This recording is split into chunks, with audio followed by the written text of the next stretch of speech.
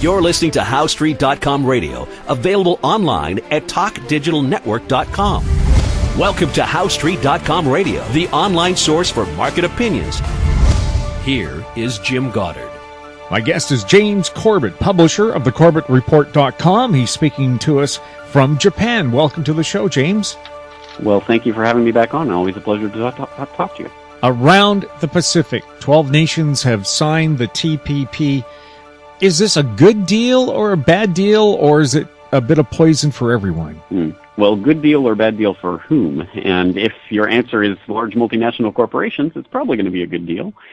In the same sense that NAFTA was a good deal for certain well-connected economic interests, but certainly not for the average American, Canadian, or Mexican worker. And I think we have a similar phenomenon happening here with the TPP. And we don't really know 100% the specifics of this agreement yet because, of course, it hasn't been released yet. And this is because although an agreement has been reached in principle, the actual final wording of that agreement is being haggled over by the lawyers right now, and it's not been released yet, which is a sticking point in Canada specifically because, of course, the Canadian election coming up next week, there was a promise that was being made by the Conservative government that the text of the deal was going to be released before the election, but now they're saying, well, we can't do that because it's not done yet. So it's going to be at least another week or two or maybe more before we actually get to see specifically what this deal is. But we have a pretty good idea from what's been talked about by some of the people negotiating, as well as some of the leaked drafts of the negotiating text that have been leaked over the preceding years. So we have a pretty good idea that there's going to be some big winners in all of this, including, of course, the interests, the intellectual property interests of U.S. corporations mainly. The U.S. is known for their Disney copyright laws, as they're known, because, of course, every time the Disney material, like Mickey Mouse, comes close towards entering the public domain, they just extend the lifetime of the copyright a little bit longer. So now it's the death of the author plus 70 years. That's I don't believe that's being standardized, but I think it is being put up towards that limit throughout the TPP nations. Generic drugs are going to be outlawed for at least 5 years, depending on the type of drug. There's a lot of different things here, but biologic drugs are going to have stricter copyright protections than they did before. There's a lot of wrangling that went on with the dairy industry and protections for agriculture generally, but dairy farmers in Canada are going to suffer at the expense of the market being opened up towards American producers. Auto parts, there was a lot of wrangling over that. So there's a lot of details that we have to see what the final wording is going to be to really understand the deal in that depth. But we do know at this point that, again, it's going to be largely multinational corporations that are going to benefit by being able to offshore even more jobs from the developed economies to the developing economies at, of course, slave labor rates. And that's going to be, I think, a huge part of what underscores this and makes it, quote unquote, better for the economies in terms of, GDP numbers and things like that, but worse for the average worker. Is it true that the TPP can override national safeguards on the environment? There is, and again, we don't know the final wording of this, but there is a section in there about settlement of disputes between business and governments. And this, again, this has been implemented in various trade agreements in different ways. But ultimately, the principle is that if a government passes laws that can interfere with the profits of a corporation, that corporation can then sue for those lost profits. And there are various examples of cases like that that are currently ongoing under various trade deals. Germany's being sued for what, $4 billion? That's right. Germany is being sued for around $4 billion by a company that is claiming lost profits since Germany decided to go nuclear free in the wake of Fukushima. And so now there's a company that's saying, well, we have contracts with the German government, and we're expected to make so much billions of dollars over the lifetime of this contract, and now we can't because you're going nuclear free. That's the type of legal wrangling that will become more common, at least ostensibly, under the TPP, that is giving this type of investor government dispute settlement mechanism even more life among the APP nations. So we can expect more of those types of things to come along in the wake of this deal. Could you see governments banning warning labels about GMOs because of concerns about being sued? Yes, and not only that, I believe there may be some wording in here that actually pertains specifically to the implementation of GMOs and GMO standards and safety standards and what have you. I don't know the specifics of that, but I think there is actually some talk of that in the deal as well. Can we trust any of the studies done by the companies that make GMOs? Well, that's really the right way of phrasing the question, because although it may come as a surprise to some people out there who don't know about this, it isn't that the FDA or some other agency in the United States or it's in various TPP nations are doing their own testing on these products.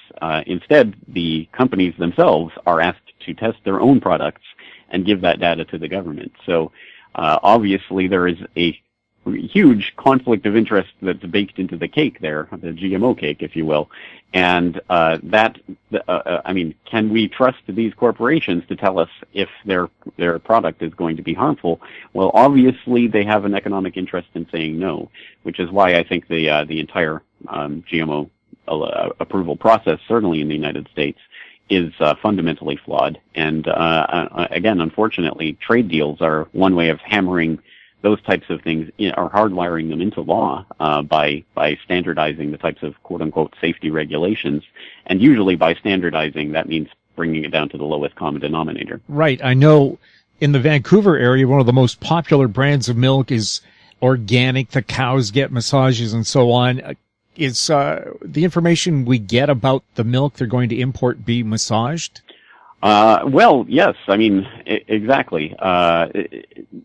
The thing about the agricultural section of TPP is that ultimately it's opening up to foreign producers, and in the case of Canada specifically, the dairy farmers themselves were quite unhappy with this deal because of the way it opens up to American dairy products, which is ultimately going to, of course, again, as I say, standardize towards the lowest common denominator and whatever is passable in the United States. And although bovine growth hormone was quite a big deal in the last decade, and that trend was actually turned back by consumers who ultimately demanded the BGH be taken out of the milk, and were largely won that fight by getting some of the major retailers to stop buying BGH milk. Ultimately, that type of fight isn't going to be possible under, for example, a U.S. system that actually doesn't even allow the labeling of non-GMO products. Do you believe the majority of major industrialized nations are either in recession or close to it? I don't know about majority. I mean, I think we would have to look case by case. But, I mean, certainly we know in the case of Canada it is. And although in the United States, theoretically, technically, it is not in recession, again, I think there's a lot of ways those statistics are manipulated. And we only have to look at the September's jobs report. Even as skewed as the jobs reports tend to be from the official Bureau of Labor Statistics, even by those standards, it was a dismal jobs report that was far under expectations. And I think that shows the health or lack thereof of the underlying economy in a key way. In the same way that, for example, here in Japan, we can look at real wages as an indicator of the health of the economy, not the stock market, which is obviously being propped up by the Japanese version of quantitative easing that's happening here now, but what is ultimately filtering down to the average worker. And when you look in those terms, you see that real wages has been largely declining almost every single month for the past 2+ years here in Japan. So I think those types of statistics give us that underlying figure, so that although there's a lot of governments that can claim they're not technically in recession, I think the technicality of that is less important than the way it's being experienced by the average worker and the average family. Will a major nation or a group like the EU try another round of quantitative easing, or will they finally let the markets adjust like they should have naturally happened about 2 years ago?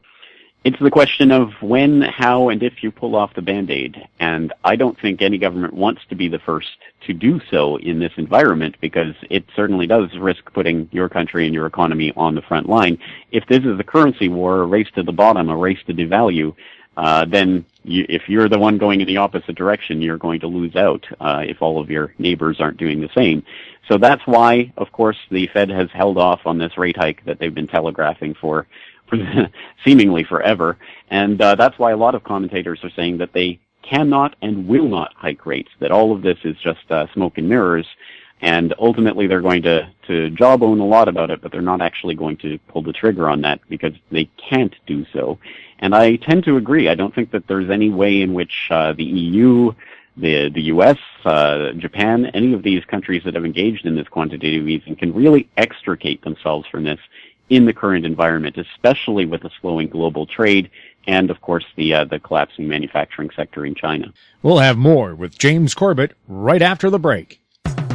More and more people are looking to the internet for intelligent, riveting, and thought-provoking interviews. To advertise on the Goddard Report and TalkDigitalNetwork.com, call 604-699-8600, 604-699-8600. Welcome back. We're speaking with James Corbett. What are the economic implications of Russia and China working together in Syria right now?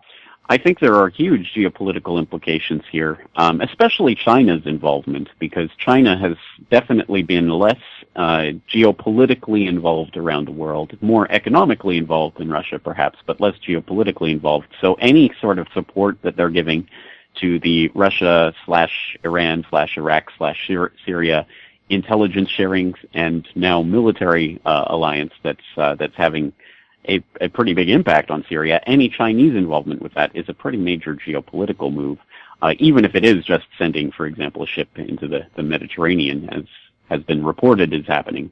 Well, it's not just a ship, it's an aircraft carrier. Again, as far as I know, that hasn't been confirmed, but I did see the stories saying that was what was being reported by various sources. Regardless, I mean, that is still a pretty significant thing because obviously, again, as I say, China has not been so militarily involved, not so geopolitically involved. So I think it does represent the broad narrative that we've seen developing and are still continuing to see develop right now, which is this development towards a competing power bloc against the NATO nations. And that power bloc has something to do with the Russia-China-Iran axis and the various countries that would be allied to that. So this is kind of the coming together of what we've been talking about, I think, for a number of years. When we talk about the encirclement of Russia, China, and Iran by NATO, I think the ultimate part of this, I mean, if you want to talk about blowback in Syria, in quotation marks, because people like to talk about that sometimes, I think this is the real version of blowback when you are sidelining Russia and China from these types of international geopolitical disputes. I think this is ultimately what's going to occur. I don't think this should be surprising to anyone. Mm-hmm. Well, years ago, Egypt was aligned with Russia, and that's where they got their military equipment. Now, Syria gives Russia a perfectly legitimate excuse to come in because Syria has asked them for help. That's right. And of course, Russia does have its naval bases there in Latakia, so it obviously does have an affinity and has for decades to Syria. So Russia is, I mean, I don't think anyone's pretending that Russia is there for completely altruistic purposes. Obviously, it's thinking about its own interests and the interests of its partner in the region, and it's trying to protect those. But at any rate, it is obviously trying to protect those and doing so in a more demonstrably effective way than anything that the U.S. and its allies have been doing for the last few years. And you can make of that what you will, but I would tend to agree with the former head of the Defense Intelligence Agency who came out recently to say that he believed it was a deliberate policy decision on the White House's part to actually build up the situation, the environment through which an Islamic State could come to fruition and actually thrive. Do you believe China and Russia have a joint 50-year plan to overtake the U.S. as the most dominant player on the planet?